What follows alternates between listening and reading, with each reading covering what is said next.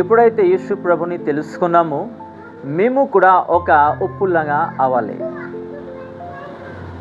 ఉప్పు లేకపోతే ఫుడ్ మీరు ఒక సైడ్లో చేసేస్తారు మీరు, ఎందుకైతే అక్కడ ఉప్పు లేదు. ఎగ్జాంపుల్, యేసు ప్రభుని తెలుసుకున్నాము, మేము ప్రార్థన చేయట్లేదు, అలాగే యేసు ప్రభు ఏ వాక్యం మనకి ఇచ్చారు, వాక్యానుసారంగా మేము జీవిస్తలేరు, అలాగే పరిశుద్ధత లేదు, దేవుడు భయం లేదు, ఒక పాపం అనేది భయం లేదు, ఒక విశ్వాసికి అది వేస్ట్ అన్నమాట.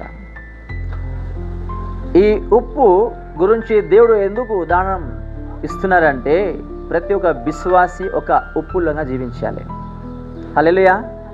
మీరు ఫుడ్ కుక్ చేసినప్పుడు ప్రతి ఒక్క ఫుడ్లో ఉప్పు కంపల్సరీ కావాలి, సాల్ట్ కంపల్సరీ కావాలి. సాల్ట్ లేకపోతే ఎవరు కూడా తినలేరు, రైట్? ఈరోజు మేము ఒక ఉప్పులాగా మన దేవుడు దృష్టిలో జీవిస్తున్నామా, సంఘం దృష్టిలో జీవిస్తున్నామా, ఒక కుటుంబం దృష్టిలో జీవిస్తున్నామా, భార్యాభర్త తల్లిదండ్రి దృష్టిలో జీవిస్తున్నామా, లేకపోతే ఉప్పు లేకుండా జీవిస్తున్నామా?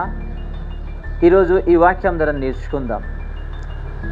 ఒక విశ్వాసి కానీ ఒక అన్యులు కానీ చూస్తే వీళ్ళు యేసు ప్రభుని నమ్ముకున్నారు, వీళ్ళ మాట నుంచి ఏ భూతుల మాట రావట్లేదు, ఇప్పుడు చూస్తే సైలెంట్ ఉంటారు, ఇప్పుడు చూస్తే వాళ్ళు ప్రార్థనలో ఉంటారు, చర్చికి వెళ్తూ ఉంటారు, కుటుంబంలో అందరు కలిసి మంచిగా బ్రతుకుతున్నారు అని ఎవరు ఒక అన్యులు చూసి మనకి చూసి వాళ్ళు కూడా నేర్చుకోవాలి. అలాంటి ఒక ఇచ్చిన బాధ్యతలో మేము ఉండి జీవించాలి, ఒక ఉప్పులాగా మేము కూడా జీవించాలి అని ప్రతిరోజు ట్రై చేయాలి.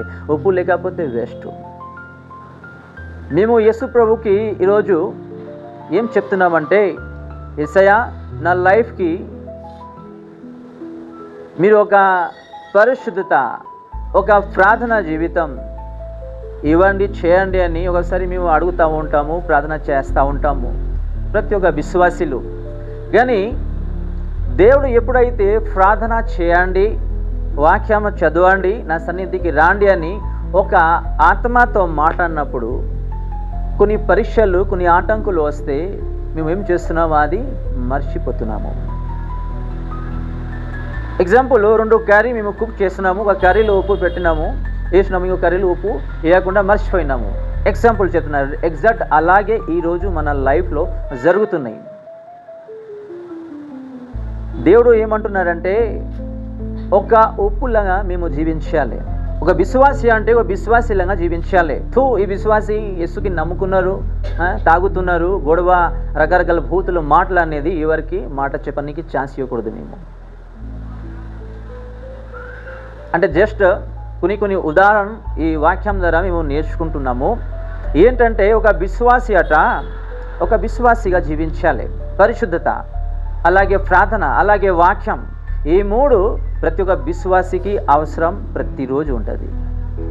ఒక పూట ఆహారం మేము తినకపోతే శక్తి అనేది తగ్గిపోతుంది, అలాగే మా ప్రార్థనా లైఫ్ తగ్గిపోతే మా స్పిరిచువల్ కూడా లాస్ అయిపోతుంది, మా ఆత్మీయత మొత్తము మెల్లిమెల్లిగా డౌన్ అవుతూ ఉంటుంది. మీరు అంటే ఒక వారంలో 3 దినాలు మీరు వాక్యం చదవండి, 3 దినాలు మీరు ప్రార్థన చేయండి, 4 దినాలు మీరు చేయకుండా అలాగే ఉండండి. ఆ డిఫరెన్స్ అనేది మీకు కనిపిస్తుంది. దేవుడు ఏమంటున్నాడంటే మేము ఒక ఉప్పులాగా, అది దైవజనులు అయినా సరే, విశ్వాసి అయినా సరే, ప్రవక్త అయినా సరే, ఒక ఉప్పులాగా జీవించాలి. మేము ఈరోజు ఉప్పులాగా మేము ఉన్నామా, లేకపోతే ఆ ఉప్పుని తీసి ఒక మూలకి పడేస్తున్నారు, లేకపోతే ఒక మూలకి చేస్తున్నారు, అలాగే మేము జీవిస్తున్నామా? ఇది కూడా మేము మా స్పిరిచువల్ని, ఆత్మీయ విషయంని ఈరోజు ప్రశ్నిస్తాం. ఒక విశ్వాసి కేవలం యేసు ప్రభుకి తెలిస్తే సరిపోదు, వాక్యానుసారం కూడా జీవించాలి. కుటుంబంలో గొడవలు అవుతూ ఉంటుంది, బూతుల మాటలు చెప్తూ ఉంటారు, మందు తాగుతూ ఉంటారు, సిగరెట్ తాగుతూ ఉంటారు, వ్యభిచారం చేస్తూ ఉంటారు. అది ఉప్పు కాదు, అది విశ్వాసం కాదు. అది ఒక విశ్వాసి అంటే విశ్వాసిలాగా జీవించాలన్నా యేసు ప్రభు చూస్తున్నారు. హల్లెలూయా. యోసేపుకి పరీక్ష వస్తే ఏమన్నారు? అంత పెద్ద తప్పు నా దేవుడు దృష్టిలో నేను చేయలేను. ఆ ఒక పాయింట్, ఒక వర్డ్ ఒక విశ్వాసికి హృదయంలో తాకుతుంది అన్నమాట. హల్లెలూయా. ఒక్క వర్డ్. దేవుడు కూడా ఇక్కడ ఏమంటున్నాడంటే మీరు ఉప్పులంగా జీవించండి. కేవలం పేరుకు మాత్రం మేము యేసుకి నమ్ముతూ చర్చికి వస్తే సరిపోదు, మేము ఉప్పులంగా జీవించాలి. మనకి చూసి కొన్ని విశ్వాసి కూడా నేర్చుకోవాలి. ఈ విశ్వాసులు ఏ చర్చ్కి వెళ్తున్నారు, ఇలాగే వీళ్ళు జీవిస్తున్నారు, కానీ ఇప్పుడు చూస్తే వీళ్ళు ప్రార్థనలు ఉంటున్నారు, వాళ్ళ మాట కూడా వేరు ఉంటుంది, వాళ్ళ ప్రేమ కూడా వేరు ఉంటుంది, వాళ్ళు చెప్పిన కొన్ని వర్డ్స్ కూడా వేరు ఉంటుంది. ఎక్కడ నేర్చుకున్నారు? వాళ్ళు చూస్తూ వాళ్ళు కూడా వీళ్ళ దగ్గరే కలుసుకుంటూ మేము కూడా నేర్చుకోవాలి అని వాళ్ళు కూడా మారు మనసు పొందుకోవాలి. హల్లెలూయా. కేవలం యేసు ప్రభు తెలిస్తే సరిపోదు, వాక్యానుసారం కూడా మేము జీవించాలి. సహజంగా కుకింగ్ చేసినప్పుడు మేము మర్చిపోతున్నాము ఉప్పు వేయడం. మీరు ఫుడ్ సేవ్ చేసినప్పుడు ఉప్పు లేదు అని జరసేపు ఆగిపోతున్నాము. మేము ఉప్పు వేసిన తర్వాత మేమేం చేస్తున్నాము? తింటున్నాము. అలాగే మా లైఫ్కి కూడా మేము ప్రతిరోజు ఉప్పులంగా ఒక బాధ్యత తీసుకోవాలి. దేవుడు మనకి కొత్త లైఫ్ ఇచ్చారు, ఇంకొక దినాలు యాడ్ చేశారు. ప్రపంచంలో మీరు న్యూస్ చూడండి, ఎలాంటి యుద్ధం నడుస్తున్నాయి. మీరు ఏ కార్నర్కి వెళ్ళండి, ఏ స్ట్రీట్కి వెళ్ళండి, ఏ దేశంకి వెళ్ళండి, పాపం అనేది ఇంక్రీజ్ అవుతూనే ఉన్నాయి. కొన్ని దినాల్లో భయంకరమైన పరిస్థితి రాబోతుంది.